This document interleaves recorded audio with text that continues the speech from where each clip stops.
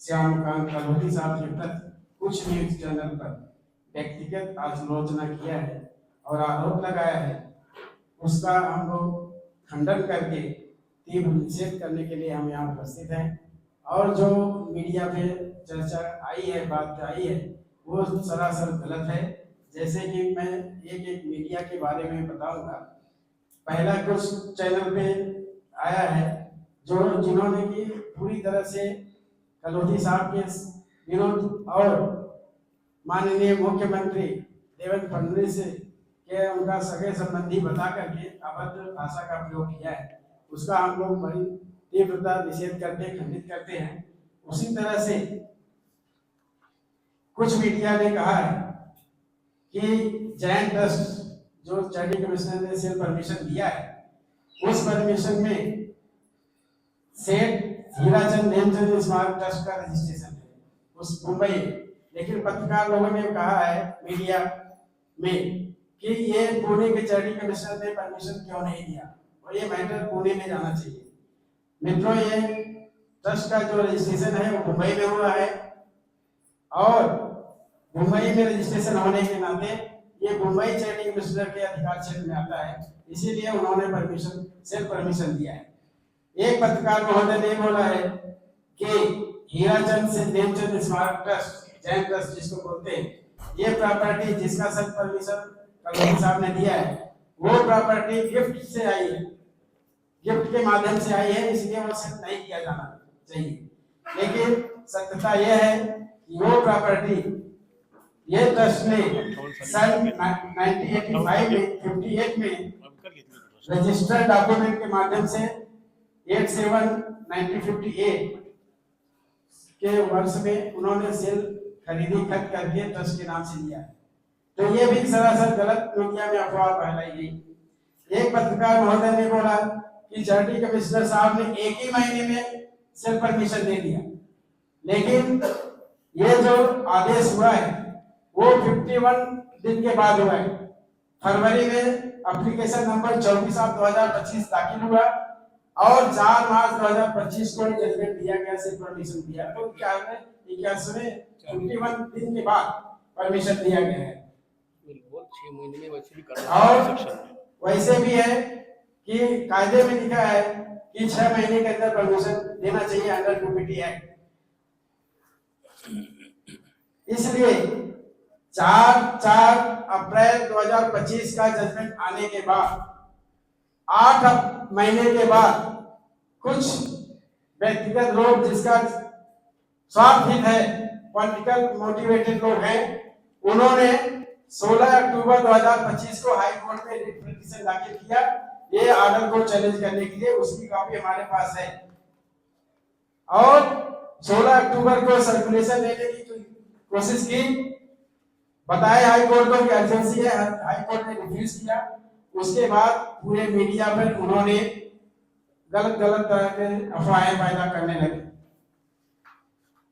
अभी 20 अक्टूबर 2000 charity commissioner में colony साहब के सामने जो कंप्लेनेंट है जिसने रिट पिटीशन फाइल किया है वो पूना जैन संघ का है, ये भी पार्टी करके है, उन्होंने रिट पिटीशन फाइल किया और यहाँ पे 20 तारीख को स्टे एप्लीकेशन दाखिल करने के लिए।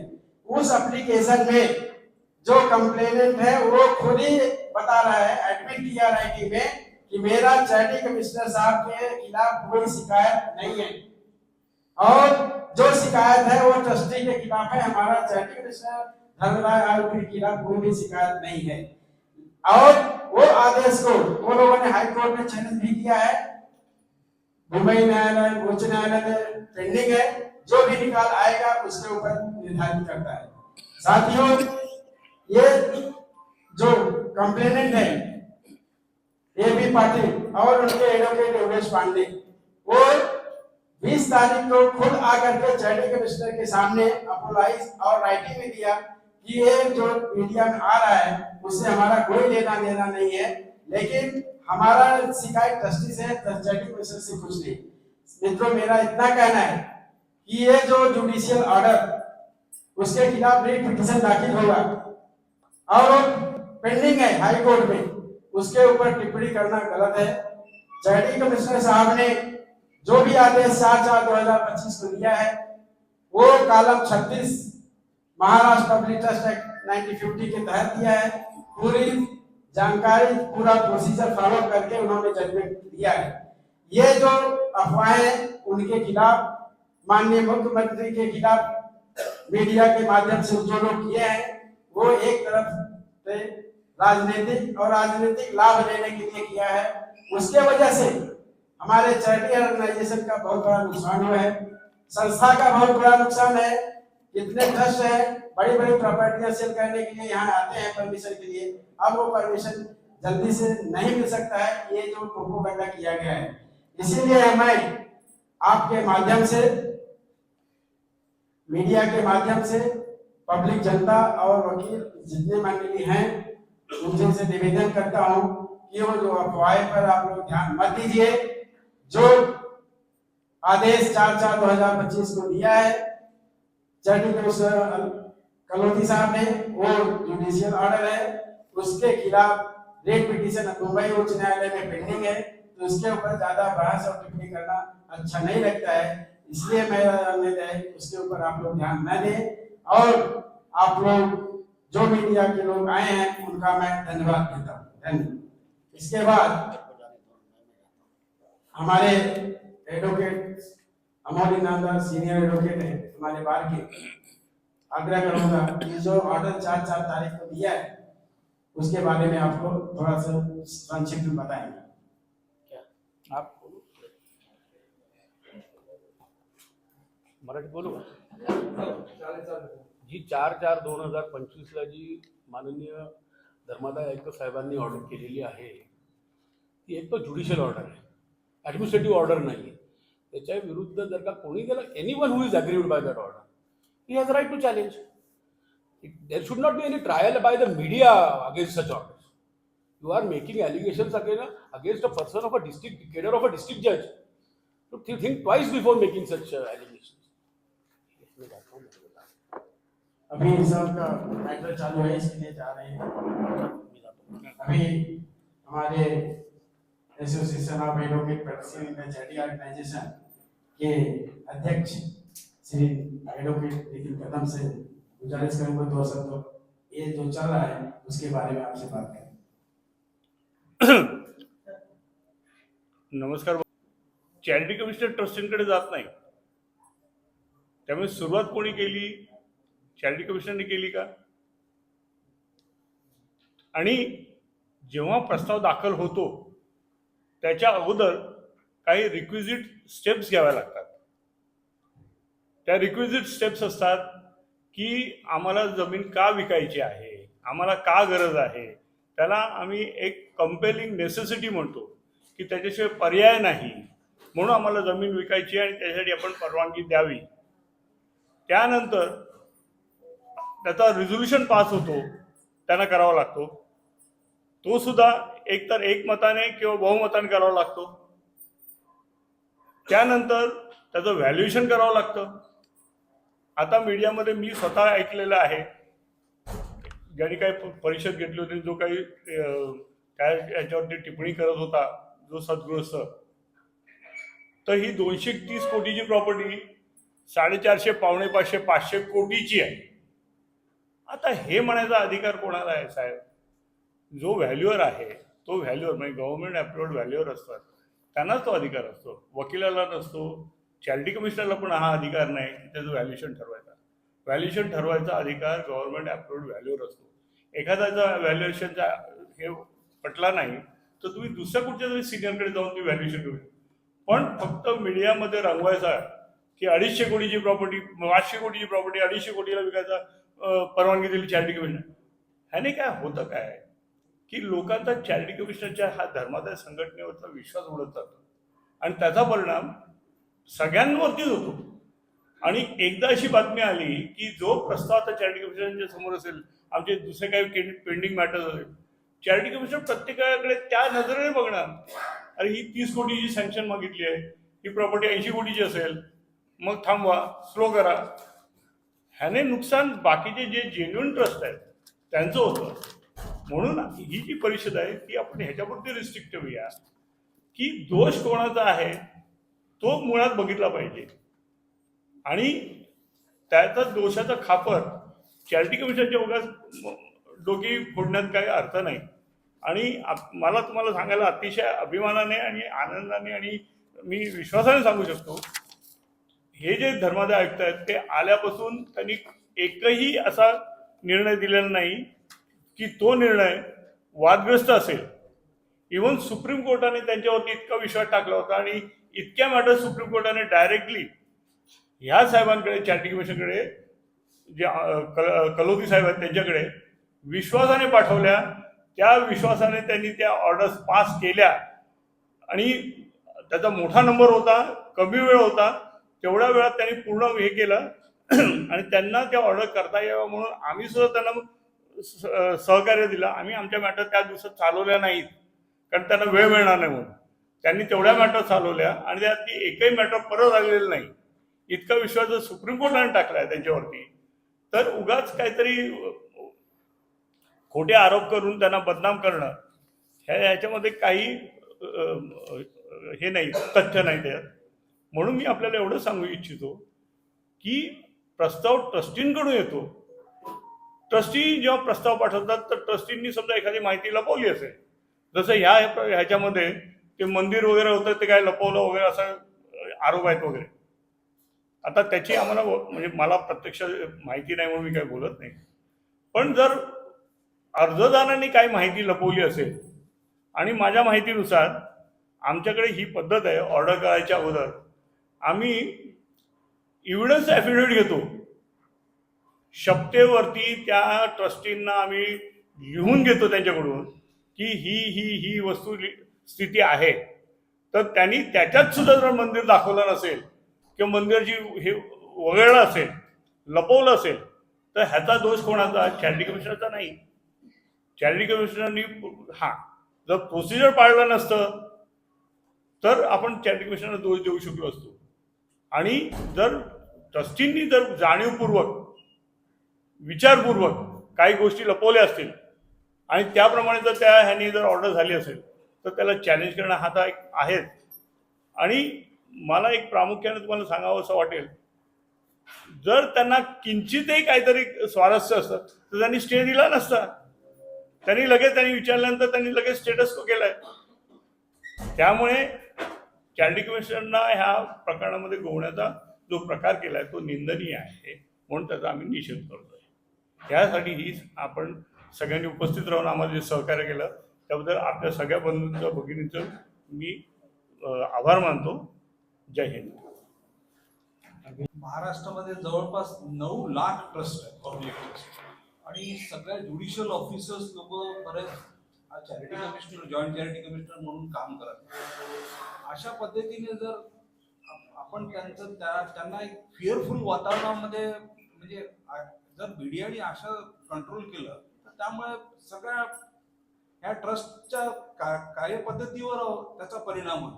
आणि बरेचदा काय होईल की म्हणजे जिथे आता समजा अपॉइंटमेंट ऑफ ट्रस्टी आहे, लोनचे जे केसेस आहेत ते सगळ्या ह्याच्यामध्ये दिरंगाई होईल आणि ह्याचा परिणाम सामान्य जनतेवर.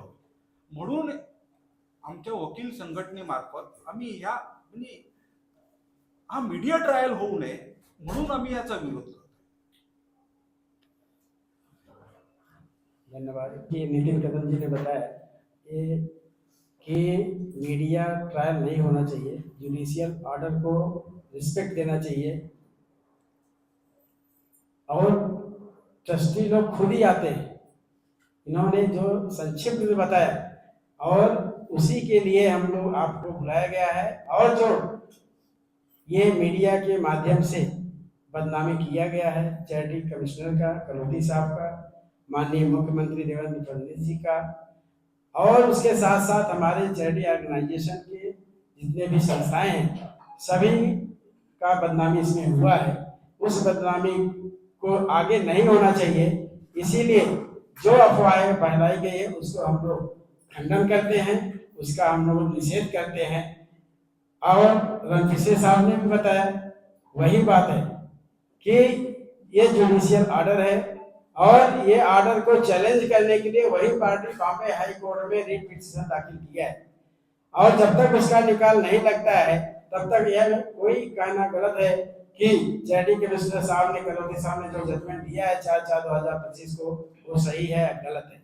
उसको इंतजार करना चाहिए, उसके बाद मीडिया में जाना चाहिए। लेकिन राजनीतिक लोग अपना स्वार्थ लोग खुद फायदे के लिए ये सब प्रोपोगंडा अफवाह फैलाए हैं, जिससे हमारे ऑर्गेनाइजेशन का बदनामी हुआ है। उसके लिए हम जो भी अफवाहें फैली हैं मीडिया में माध्यम से, हम उसका बहिष्कार करते हैं, उसका खंडन करते हैं, उसका निषेध करते हैं। नहीं, मानधान का दावा करने का इसमें सवाल नहीं आता, क्योंकि ये जो एलिगेशंस लगे हैं, जो अफवाहें, जो बदनामी किया गया है, वो डायरेक्ट महाराष्ट्र राज्य के जो चैरिटी कमिश्नर कलोती साहब हैं उनके हैं।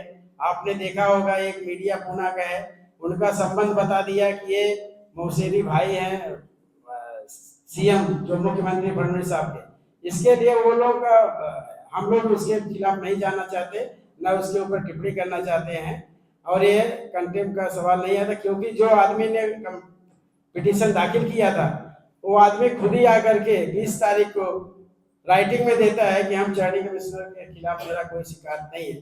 तो इसलिए बाहरी लोगों के ऊपर जाने से कोई सवाल नहीं है। बाहरी लोग कौन सा तो खुलासा कीजिए सर। बाहरी लोग तो हम लोग तो नाम जानते नहीं, आप लोग को मीडिया के माध्यम से हम लोगों को जानकारी मिली है। तो जो मीडिया वाले हैं तो क्या उनको नोटिस देंगे, क्या उनसे कुछ पूछताछ करेंगे? अब इसके ऊपर हम लोग विचार करेंगे तथ्य मिलने के बाद। सर, ये राजनीति से प्रेरित बताया जा रहा है जो पूरा प्रकरण है, टेंडर प्रक्रिया के बाद हुआ है, क्या इसका जो द्वेष है दूसरे का टेंडर नहीं लगा, इसके लिए इसको राजनीतिक मुद्दा बनाया? ये गलत है। आपने देखा है कि ये हमारे पास ऑर्डर की कॉपी है, इसके अंदर जब भी ट्रस्ट ने टेंडर निकाला था,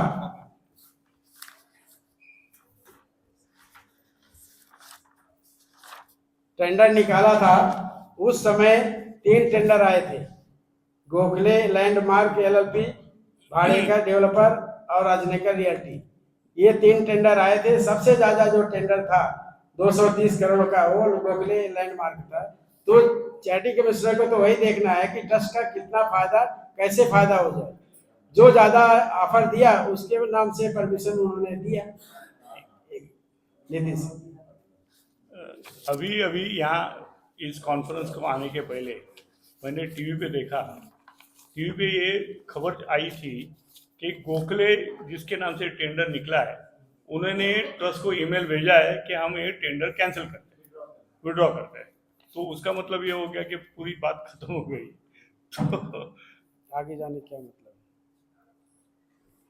और अगर गोखले ने टेंडर विड्रॉ कर लिया तो इसका मतलब राजनीतिक एक फटाफट के कारण वो पीछे हट गए, ये ट्रस्ट की जमीन लेने। ये तो मैं नहीं बता सकता, हम उसके बारे में नहीं बोल सकते, कमेंट नहीं कर सकते। सर, क्या आयुक्त महोदय ने मुख्यमंत्री या सिस्टम को पूरा उन्होंने कंप्लेन दिया है, या ये जो अपना विरोध जताने का काम किया है? नहीं, देखिए, चैरिटी कमिश्नर जो पोस्ट होती है वो जुडिशियल ऑफिसर है, डिस्ट्रिक्ट जज हैं रहते हैं, तो उनको हर कंप्लेंट में लिखने की जरूरत नहीं है। वो डिपार्टमेंट उनका अलग है, उनका गार्जियन हाई कोर्ट रहता है, वो देखेंगे। लेकिन अभी तक ऐसी कोई जरूरत नहीं है।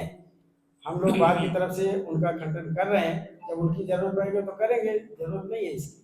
तो आजकल एक ट्रेंड चला है चुनाव आयोग पर आरोप लगाना, धर्मदाय आयोग पर आरोप लगाना, लेकिन आरोप लगाने से पहले उसको कुछ तथ्य देते हैं। इसीलिए तो हमने लिखा है, ये जो आया है आपको निषेध किया है, उसमें लिखा है कि बिना उसका तथ्य जाने, जानकारी लिए, पेपर वर्क किए, सीधा एलिगेशन, आरोप तय कर दिया कि ये चैरिटी कमिश्नर ने ऐसा किया वैसा किया। ये तो होना चाहिए था। अगर दो एसोसिएशन के आप अध्यक्ष बैठे हैं, जिनका आपका उप वकालत का अनुभव है, क्या है आपको लगता है कि जानबूझ करके ये बदनाम करने की कोशिश की? हमको तो लगता है क्लियर कट, लगता नहीं, दिखता है। जिस तरह से मीडिया में आ रहा है, और मीडिया में जो एग्रीव पार्टी है, जो कंप्लेनेंट है, वो तो मीडिया के सामने आज तक नहीं आए। उनके बिहाफ में पूरी मीडिया के लोग के सामने जाकर के इंटरव्यू दे रहे हैं, तो वो तो गलत है। नितिन साहब बताइए। मेरी 40 साल से ज़्यादा वकालत हो गई है, ऐसे प्रसंग हमने बहुत देखे हैं। हर प्रसंग में कुछ ना कुछ तो होता ही है, तभी उसका बात का बतंगड़ बनता है। ऐसा नहीं होता है कि कुछ भी नहीं है और कुछ ना कुछ होता है, लेकिन कोई करता कोई है, बोलता कोई है और वो जाता भलते डायरेक्शन में जाता है, ऐसा है। यानी मुझे ये शॉर्ट में बताना है, जो कुछ दिमाग में आया होगा वो ट्रस्टी के दिमाग में आया होगा पहले कि हमको क्या करना है, ये प्रॉपर्टी बेचना है, नहीं बेचना है, बेच के क्या करना है। क्योंकि चैरिटी कमीशन के सामने आने के पहले उनको सब बताना पड़ता है कि प्रॉपर्टी बेच के जो पैसा आएगा 230 करोड़ रुपया आएगा, उसको क्या करेंगे, उसको बताना पड़ता है उनको कि उसको ट्रस्ट के माध्यम के लिए, ट्रस्ट के हित में हम कैसा इन्वेस्ट करेंगे या क्या करेंगे। वो पूरा पूरा प्रोसीजर उनको पूरा क्या बोलते हैं उसको, कंप्लीट सर्कल के हिसाब से बताना पड़ता है, हम ये स्टेप लेंगे, ये करेंगे वगैरह वगैरह। तो वो पूरा सोच के ट्रस्टी आते हैं चैरिटी कमीशन के पास। और चैरिटी कमीशन को, चैरिटी कमीशन क्या होता है, एक बात सिंपल समझ लीजिए, ये सैंक्शन जो होती है, ये charity commission is like a watch dog on behalf of the general public. उनका काम है ये जो ट्रांजैक्शन उनके सामने आया है वो सही है या गलत है वो देखना, और जनरल पब्लिक के इंटरेस्ट में उसको देखना कि ये जो काम किया है उन्होंने प्रॉपर स्टेप यानी प्रोसीजर प्रॉपर फॉलो किया है क्या नहीं, डॉक्यूमेंट्स प्रॉपर है क्या, वो जो करने वाले जो स्टेप्स लेने वाले हैं वो ट्रस्ट के हित में है क्या, ये सब देख के वो एक तो एप्लीकेशन अलाउ करते हैं या रिजेक्ट करते हैं। ऐसा नहीं कि अलाउ ही करना चाहिए, वो रिजेक्ट भी कर सकते हैं। तो वो सोचने के लिए वो उनके जुरिडिक्शन में आता है, उनको लगता है कि ये काम करने से, सैंक्शन देने से ट्रस्ट का फायदा है तो सैंक्शन देते हैं, उनको लगता है कि ट्रस्ट के हित में नहीं है तो सैंक्शन रिफ्यूज करते हैं, डिक्लाइन करते हैं, एप्लीकेशन रिजेक्ट करते हैं। उसके बाद में एप्लीकेशन अलाउ किया या रिजेक्ट किया, जो एग्री पार्टी है वो हाईकोर्ट में उसको रिट पिटीशन के हिसाब से चैलेंज है। इधर कोई उसका रेगुलर चैलेंज करने के लिए दूसरा कोई सेक्शन नहीं है, इसके लिए रिट पिटीशन ही फाइल करना पड़ता है। और जैसा अपने इसमें फाइल हुआ है और जैसे मैं अभी बताया, वो गोखले वालों ने तो ईमेल ही भेजा कि हम वापस ले रहे हैं, तो वो 1 मिनट में रिट पिटीशन भी विड्रॉ हो जाएगा, सब बात खत्म हो जाएगी। अभी एक बात बताना चाहता हूँ कि जो 4 अप्रैल 2025 में करोती साहब ने जो सेल परमिशन दिया था गोखले कंपनी के लिए, उसमें एक क्लॉज उन्होंने डाल दिया था कि the deed of sale transfer be executed only after receipt of the entire amount of sale consideration। ये ऐसा जजमेंट बहुत कम देते हैं, लेकिन उन्होंने ट्रस्ट का इंटरेस्ट को सेफगार्ड करते हुए जजमेंट दिया कि जब तक पूरा पैसा नहीं आता ट्रस्ट के अकाउंट में 230 करोड़, तब तक ये सेल डीड रजिस्टर भी नहीं होगा। इससे ज्यादा सेफगार्ड क्या कर सकते हैं चैरिटी। इसके बावजूद भी लोग उनके खिलाफ शिकायत या बदनामी कर रहे हैं, वो गलत है, उसकी निंदा हम लोग करते हैं। ठीक है।